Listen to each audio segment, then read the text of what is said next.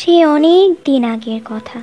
এক জঙ্গলে টুনা আর তার টুনি একসঙ্গে বসবাস করত। টুনা, ও টুনা, কোথায় গেলে?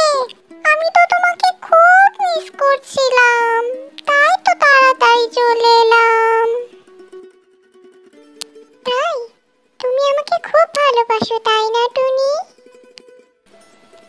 হ্যাঁ হ্যাঁ।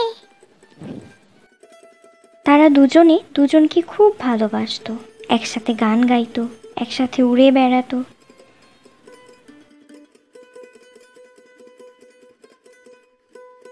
একদিন হঠাৎ গাছের ডাল থেকে পড়ে টুনির পা ভেঙে গেল। সে কাঁদতে কাঁদতে টুনাকে বলল,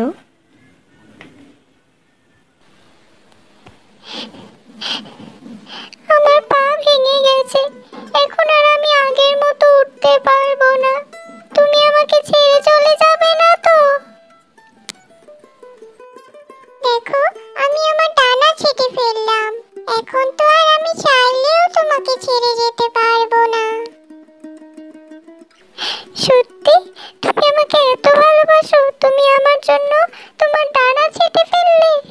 এত ভালোবাসো?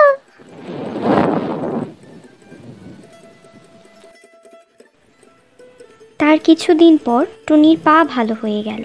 হঠাৎ একদিন প্রচণ্ড ঝড় বৃষ্টি শুরু হলো। আকাশে বিজলি চমকাচ্ছিল, ঝড় ও বাতাসে ঘর উড়ে যায় যায় অবস্থা। টুনি তখন খুব ভয় পাচ্ছিল। খুব ঝড় হচ্ছে, আমার খুব ভয় লাগছে টুনা, মনে হচ্ছে গাছ ভেঙে পড়বে, খুব ভয় লাগছে আমার। ভয় পেও না, তুমি দূরে কোথাও নিরাপদ স্থানে চলে যাও টুনি, আমাকে নিয়ে ভেবো না।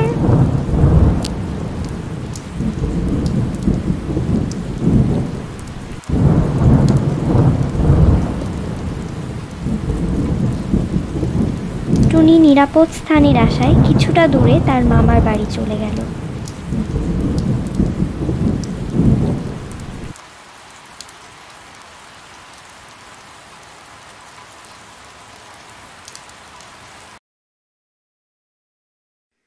ঝড় বৃষ্টি থামার পর টুনি যখন মামার বাড়ি থেকে ফিরে এলো, তখন টোনাকে কোথাও দেখতে পারল না। সে এদিক ওদিক তাকিয়ে খুঁজতে থাকলো।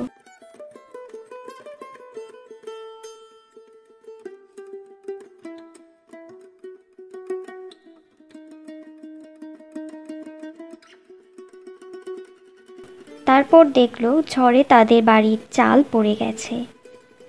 ভাঙা চালের নিচে টুনার মরা দেহ পড়ে আছে। টুনি সেখানে একটা লেখা দেখলো।